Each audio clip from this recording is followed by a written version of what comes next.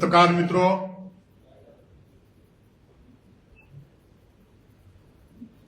एक लंबी लड़ाई के बाद भारतीय जनता पार्टी के संघर्ष के बदौलत और श्रद्धेय अटल बिहारी वाजपेयी जी के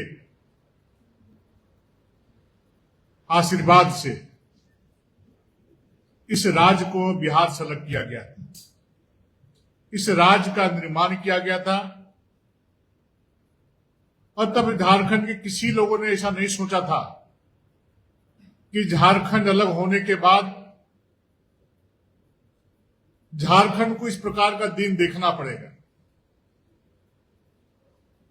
और जब जब इस राज्य में कांग्रेस के समर्थन से झारखंड मुक्ति मोर्चा के नेतृत्व में सरकार बनी है, तब तब बीच चौराहे पर झारखंड के लोगों को, झारखंड को लोगों ने खड़ा करने का काम किया है।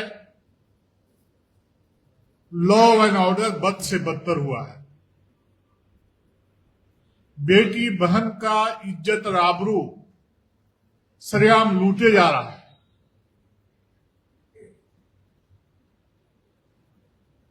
और जब हम लोगों को सूचना मिली कि हजारीबाग जिला के बिशुनगढ़ प्रखंड अंतर्गत कुसुम्बा गांव के रहने वाले एक नन्ही सी बेटी, जब पूरा दुनिया, पूरा देश, पूरा झारखंड मर्यादा पुरुषोत्तम राम के जन्म दिवस को लोग उत्साह से मनाने की तैयारी कर रहे थे, गांव गांव में मंगलवारी जुलूस निकल रहा था। उत्साह से पूरे लोग भक्ति भाव से लोग इस प्रकार के कार्यक्रम लोग करने का काम कर रहे थे।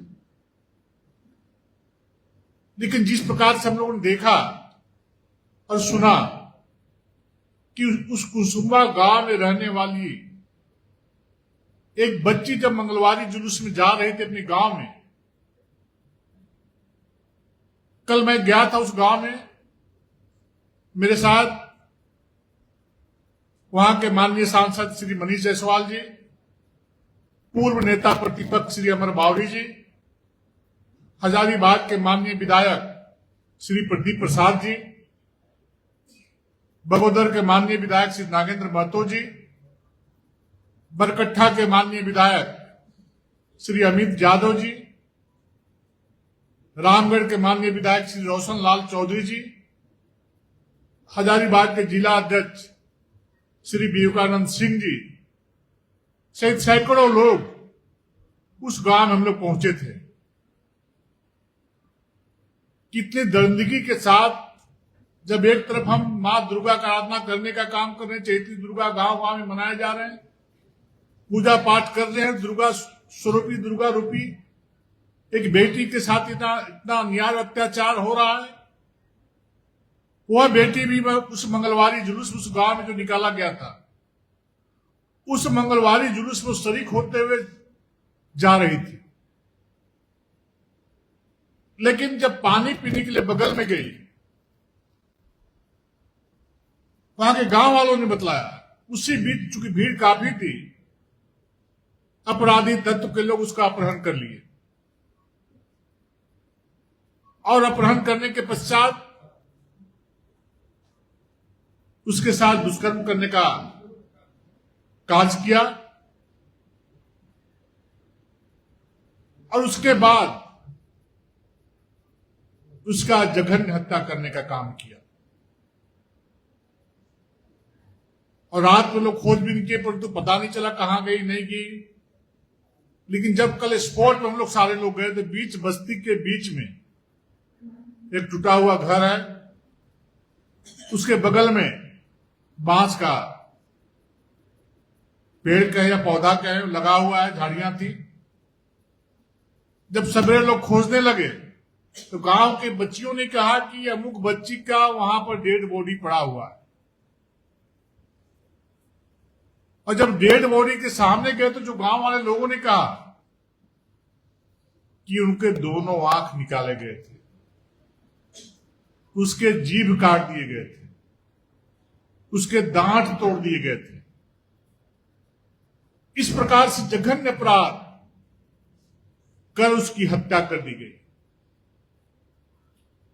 आप सोच सकते हैं कि हम लोग जब बोलते हैं कि लॉ एंड ऑर्डर ध्वस्त है, अपराधियों का पुलिस प्रशासन से भय खत्म हो चुका है, यह घटना उस बात को साबित करता है कि इस राज्य में अपराधियों को प्रशासनिक पदाधिकारियों से, पुलिस के पदाधिकारियों से बिल्कुल भय समाप्त हो चुका है। पुलिस के पदाधिकारी इस बारे में चिंता ही नहीं करते हैं कि अपराध कितनी तेजी के साथ इस झारखंड में बढ़ रहा है। हाँ, पुलिस के पदाधिकारी चिंता करते हैं कि रात में बालू तस्करी करने वाले गाड़ियों की गिनती करते हैं,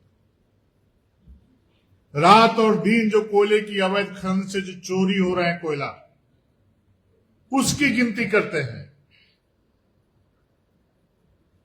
और जो हम लोग बार बार बोलते हैं कि भ्रष्टाचार की आकंठ में राज्य की सरकार डूब चुकी है। जो लॉ एंड ऑर्डर पुलिस के पदाधिकारियों को ठीक करना चाहिए, वो उनका विषय नहीं रह गया है। उनका विषय इस प्रकार के अवैध कारोबारों से जो पैसे आते हैं उसको लूट करके अपनी तिजोरियों में भरने का काम ही कर रहे हैं। और नहीं तो प्रारंभिक दौर में जब से सरकार चल रही है, अगर जब शुरू में ही अपराधियों से कड़ाई से पेश आता, प्रशासनिक पदाधिकारी और पुलिस के लोगों से यदि अपराधियों को भय होता, तो चारों तरफ आबादी में रहने वाला गांव के बीच में अपराधी उसकी हत्या करना, उसका दुष्कर्म करना उस बच्ची के साथ में ये दुस्साहस नहीं करते। जब कल मैं उसके घर में गया, अपने माननीय सांसद, माननीय विधायक के साथ में, कार्यकर्ताओं के साथ में, 4 दिन से उनका डेड बॉडी उनके घर में पड़ा हुआ था। प्रशासनिक पदाधिकारी उसका सूद लेना भी मुनासिब नहीं समझे। न डीसी गए, न एसपी गए, न प्रखंड के कोई प्रशासनिक पदाधिकारी गए। हाँ, गए, थानेदार और डीएसपी वहां पर हाजिर थे जब हम लोग गए थे वहां पर। 4-4 दिन से उसके पिताजी मजदूरी का काम, मास्टर करने का काम करते, और उसकी टिकट की भी व्यवस्था, आने का व्यवस्था भारतीय जनता पार्टी के माननीय विधायक प्रदीप प्रसाद जी और मनीष जायसवाल ने की। वो ट्रेन से आ रहे थे, ट्रेन से आते तो और 4 दिन लग जाता।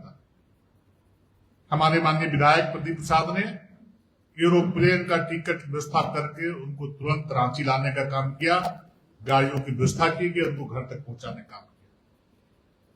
यह जिम्मेदारी प्रशासन का था कि एक गरीब बाप की बेटी जिनकी इतना दुर्दांत तरीके से दुष्कर्म की हत्या की, तो गार्जियन को बुलाने का काम, गार्जियन को बुलाने की व्यवस्था करने का काम सरकार को चिंता करने की काम करना चाहिए था।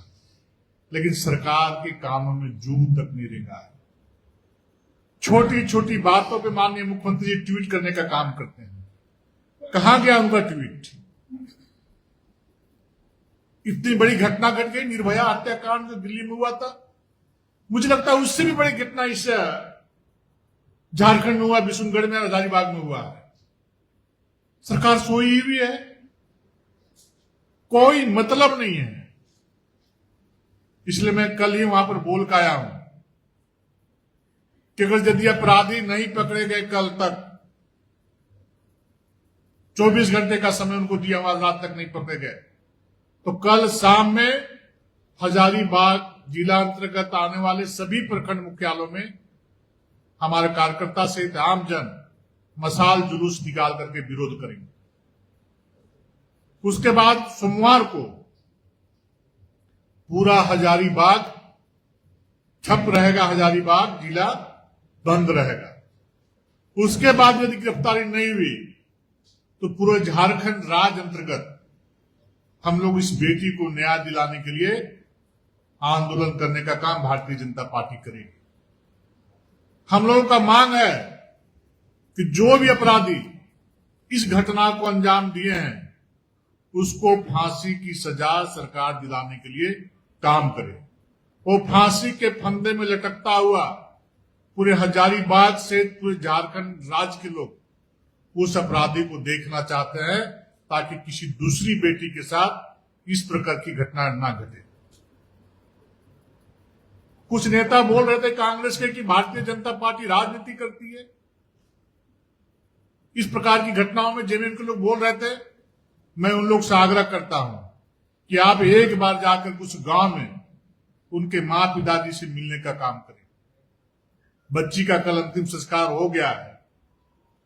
हम लोग जब गए थे तब तक वो प्लास्टिक में लपेट कर उस बच्ची को रखा गया था घर के खाट पे। अत्यंत गरीब परिवार। इस प्रकार प्रतिक्रिया व्यक्त करने से पहले लोगों को जरूर मानवता का मिसाल पेश करते हुए दूसरे दल के जो जेएमएम कांग्रेस के लोग हैं उनसे मैं आग्रह करता हूं कि एक बार जाकर उस गांव में तो उसकी स्थिति का, उस परिवार की स्थिति का, उस गांव की स्थिति का आकलन करने का काम करें, तब इस प्रकार का बयान देने का काम करें। और माननीय मुख्यमंत्री जी असम के चुनाव में जा रहे हैं।